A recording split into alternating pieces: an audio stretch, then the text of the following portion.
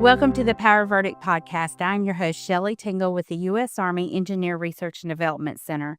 In contested environments, movement is never simple. A route that works on paper may fail when vehicles' weight, road condition, weather, terrain, security concerns, or infrastructure limitations come into play. In this episode, we are joined by Dr. Danielle Whitlow, Research Civil Engineer at ERDC's Geotechnical and Structures Laboratory. She leads work that brings engineering analysis into tactical logistics and maneuver planning. Thank you, Dr. Whitlow, for joining us today. The pleasure. All right, so Dr. Whitlow, can you start by introducing your role at ERDC and what work you lead through engineer enablers? So I've been at ERDC for 17 years this month, actually. I'm a research civil engineer in the Geotechnical and Structures Laboratory in the Structural Engineering branch. And the majority of my career has been spent in military engineering, most of that with force projection. So research that I have been a part of and led has been everything from assessment of civilian bridge infrastructure for military use to novel uses of geophysical sensing techniques for remote structural source monitoring. I've been involved with large-scale structural testing of Army standard bridges, and more recently into the work with engineer enablers, where I am currently the project lead. Very good. What problem is engineering enablers trying to solve for the Army? So engineer enablers for contested maneuver logistics and sustainment started in FY23, and it's a progressive sequence of interrelated tasks that are all focused on the common goal of solving what's really a challenging Army problem. And that's the need to include engineering analysis and SME knowledge into solutions that enable sustainment and logistics operations in the Army of 2040 and beyond. In the context of the work that's currently executing, that involves development of decision support capabilities that allow planners and analysts the ability to more rapidly develop courses of action and provide those to the commanders in the areas of distributed routing across the transportation network, as well as distributed gap crossing site selection. So you describe logistics and sustainment planning as an art form that can be very time-consuming. What makes that process so difficult in contested environments? So current methods of logistics and sustainment planning and routing are often based on long analyst-intensive course of action development, and they often use repeated routes. And this introduces a few problems in a contested environment. So first, the use of repeated routes in a contested environment creates a security risk, a vulnerability that we want to try to mitigate. And so the Army is moving towards distributed operations in order to do that.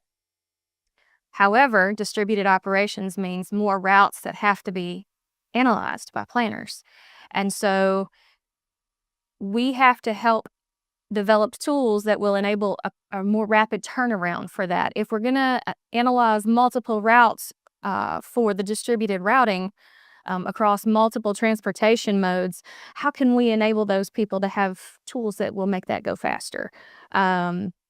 We want to reduce the cognitive load on the analysts and planners as they are making this transition to distributed operations and a different mindset for routing than what they've traditionally used. And so plans, and let me go back and spell that out. Plans, planning, logistics, analysis, network system considers factors like convoy weight, vehicle mobility, road degradation, and weather. Why does that engineering perspective change the quality of the route design? So, one of the things that plans is focused on is developing these tools that not only will move us towards more distributed operations in a more rapid manner to allow multiple course of action development, but we also want to include a level of engineering fidelity that's associated with those that's really specific to military convoy traffic. So, things like convoy weight, vehicle mobility, road degradation, in this move to distributed routing, we're going to be forced to consider routes that we might not have considered before. So rather than using what I'll call primary roadway, which is something similar to the interstate system in the United States, we might be looking at secondary or tertiary roadways, which would be more akin to smaller state highways or county or parish roads. Well, the reality is that the design for all of these different road types is not the same. They don't have the same capacity and they weren't designed for the same throughput. So we want to look at, can my vehicles even traverse this route that the user has selected? Or are there sharp turns that the turning radius of my vehicle is not going to be able to navigate? Do we expect these heavier vehicles to begin to degrade those routes? How long can we pass it before we've degraded it to a point where you can no longer pass it or the speed is reduced such that it's a problem? How does weather affect that? So all of these things are being brought together into a single tool that is not designed to replace things that current logistics and sustainment planners do, but rather to augment and enable them to do the things that they do more rapidly with a higher level of fidelity. And that's so much information that's going into it, to help make those decisions. So, how does plan support this multimodal movement across things like not just roads, but rail and inland waterways? So, the most mature modality inside the Plans app is the on-road routing piece that we've been speaking of, but we've also done research into understanding how the transportation infrastructure plays together as a whole network, and that includes inland waterway and rail. And from that perspective, we've more focused on how far forward can I push using either inland waterway traffic, barge traffic, or rail network before I have to offload to the road network. And as part of that, we've looked at identifying locations that might be considered non-traditional transfer nodes to go between those different modalities. So we might not always have a rail yard that is perfectly accessible, but there's a lot of work that's been done at ERDC in looking at ways to enable offload in non-traditional locations. Very good. And so what you had what you called the 2025 plans training last year. And so can what did you learn from that training and demonstration with Army units and ERDC researchers? So that was really a great opportunity for us to get a really diverse cross section of people in to play with the tool as an early version of it. We had representatives from 5th Corps, from 16th Sustainment Brigade, from the U.S. Army Military Police School, the U.S. Army Engineer School, the Battle Lab, the 412th Theater Engineer Command. So it was a pretty broad cross section of folks that we were able to pull together for that. And it was really useful for us because we were able to gain their feedback instantly in a near real time feedback loop in order to understand where their pinch points were, how it was going to best be used by them, and how to improve that workflow for them. We did the training through a series of scenario driven tutorials, and the participants found a way to push the tool in directions that we had never considered using it before. And so for us, that was probably one of the most valuable parts, was to understand how to make it more usable for our intended audience, but also how useful it could be in other scenarios and for other applications. So reinforce what you just said. When you talk about bringing all these players to the table, a lot of times we talk about the power of ERDC is our ability to bring the right people to the right place at the right time to solve decisions. And so, can you talk a little bit about how did you get all of these people to the table for this 2025 demonstration? So we put a call out looking initially very specifically for geospatial analysts and specialists in some of the sustainment groups. But we were also partnering closely with the 412 Theater Engineer Command because we used this event as a means to support them in an additional tabletop exercise that they had that was post event to this training. And then as word got out about it, more and more people were interested, and we realized that the utility of the tool was so much more. For instance, it makes sense that the engineers are interested in it. It makes sense that the sustainment and logistics planners were interested in it. The outlier might feel like the military police school. But from a route security perspective, if you're looking at routing and you have multiple routes that all cross a common location, that's a critical point for them to understand in order to be able to develop route security plans. Absolutely. And so how did this feedback, you've mentioned that a little bit, the feedback shape the next generation of this decision point tools? You had the meeting, you've gathered the information. And so talk a little bit about the outcome and the feedback that resulted from all of that. So there was a massive amount of feedback on the tool, as there often is when something is first introduced. Right. Anytime you go live, especially with a piece of software or a new tool, there's a little bit of anxiety that's there, but just a massively important undertaking. And so what we did was take all of the feedback, we separated it into focus areas or kind of functional areas. And then we prioritize those based on the ones that were deemed most critical to make the tool immediately usable. So some were an easy implementation, some required a little bit more deliberate thoughts and some additional research to get implemented. And some we kind of had to put in a parking lot because they're wonderful ideas. They would increase capabilities within the tool, but they don't necessarily fall in our scope today.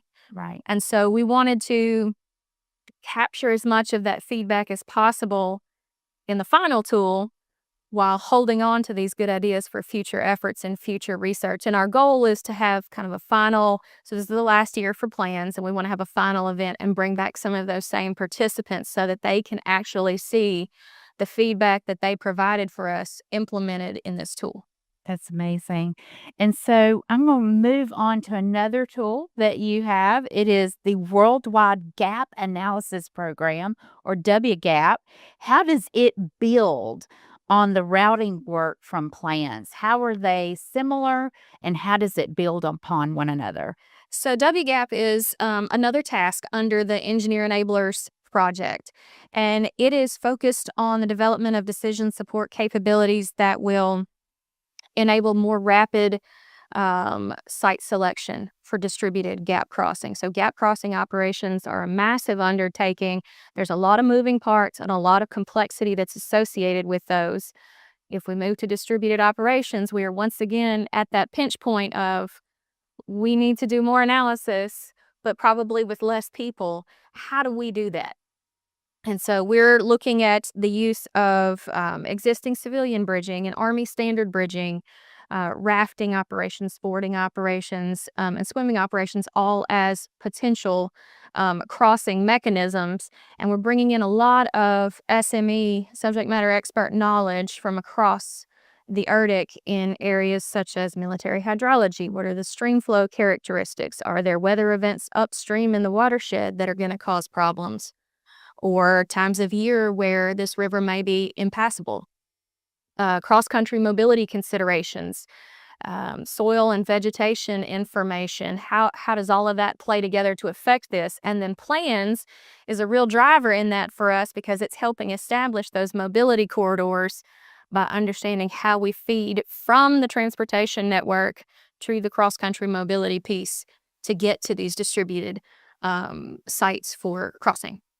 Very good. And so you talked a little bit about how when you met with all the people that came to the demonstration and learned, oh, wow, we could use this for other things, not things we had first intended. Can you tell me a little bit about how plans in WGAP could support humanitarian assistance or disaster responses or civilian applications where heavy vehicles need to move quickly through damaged infrastructure? So that's probably one of the greatest parts about working at ERDC is the dual-headed mission that we have. So not only do we have heavy support for the nation and for civil works, but we also have a military mission. And we're lucky enough to work in a place where we can leverage opportunities back and forth and efforts that are developed for one thing to another. And that's really the case with this. So if I were going to try to apply some of these tools, they would be readily applicable to things like humanitarian assistance and disaster relief response. So the same set of tools inside plans that allows users to select no-go areas or specify the specific vehicles in their convoy that they want to investigate for these routes, you can use that same information to say, okay, this bridge and this section of roadway are damaged. I can't route here. And then still develop the routes for these heavy vehicles. And you can use that to either move supplies and first responders in or to evacuate impacted civilian populace. And so same tool, different application, both vitally important. Right. And like you said earlier, when you're using this analysis tool, it also lets you know how many times you can go back and forth. Across that. We can send this many, this amount of trucks to deliver water, but after that, the road's going to be degraded because it's gravel or it's a parish road that's close to the Gulf and may not sustain that many passes. So using what you learned in the military aspect and then transferring it over to civil is definitely a selling point on how the Power of ERDC is able to do both civil and military missions. So looking ahead, how do tools like plans and WGAP help ERDC connect multiple technologies into a complete end-to-end engineering solution? Is there currently an end-to-end engineering solution? For a lot of problems, there's not. And I think that the problems and the things that we're going to encounter in the future, both for the joint force and for the nation, they're not going to be singular problems that are stovepiped and can be solved by a single discipline. I think they're going to be massively complex problems that require multidisciplinary approaches in order to get that more holistic engineering analysis and end solution. And I think that ERDC is kind of on the front end of some of that. So tools and projects like Engineer Enablers with the Plans tool and the WGAP tool, as well as a host of other efforts across ERDC, are already there. We're already working across the ERDC enterprise to bring in engineers and scientists with a variety of different backgrounds to apply to this single problem. And so that's something I'm really proud to be a part of, is all of the different labs with all of the different cultures, but all of the knowledge that they have on a single team focused on a common problem. And so I think that that's something that we're only going to see continue as time goes on, particularly at ERDC. And ERDC is so uniquely suited for that because of both the breadth and the depth of knowledge that we have across the labs. I think we're really uniquely suited to get after some of the more challenging, complex problems that we're going to see in the future. And I feel like ERDC will always be on the front edge of that. So in a previous episode of Power of ERDC podcast, I interviewed Dr. Aaron Bird, and he talked to us about SPEAR and PORT. Can you tell us a little bit, because you just talked about how you're incorporating all these technologies. For those that had listened to it, or maybe they haven't, can you tell us a little bit about PORT and SPEAR, and how does that work, those technologies work with WGAP and plans? So right now there is no end-to-end connection for those, but they're sitting on The platform that we often use as our development and testing ground, UMIP here at ERDC that CHL maintains. Um, and there's a lot of utility for future connection points between those efforts. So for things like port, that gives you the throughput for a specific port. That's fantastic. Now I know what all I can bring in. Now the next thing I need to know is how to get it into the transportation network and move those things through to where they need to be. And so I think that there's a lot of goodness that can come from the future leveraging between the technologies and the marrying of some of those technologies. And I think that we have, because so much of this is developed in-house, it makes it easier for us to make those connection points. Like for me, because I knew plans needed to talk to WGAP, I have a lot of the same overlap in programmer support so that I know that they look the same, they feel the same, and they talk to one another. And I think that as we progress with more and more of these decision support capabilities, which I think are going to be important in the future, that's something that we should keep an eye to, is how should they talk to each other? And not only how should they talk to each other inside ERDC, but then how are we going to transfer that information to a common operating picture for Big Army? And so all of those things are considerations in development from beginning to end. And can you talk to us a little bit about why that common operation picture is so important? It would be the same as having multiple groups of people that can't speak the same language and share information across a battle space. And sometimes that happens, right? We see confusion sometimes with that. But as we develop these tools, I mentioned earlier, people were using them in ways that we didn't anticipate. Right. Well, that's going to be true of a lot of things. And so we want to make sure that that information is available to whomever needs it at the point of need. They don't need to have to wait for that information. And so being able to push those things to this common operating picture or multiple common operating pictures or import them as layers to be used becomes really important. And as we stated in the beginning, making these decisions are not easy.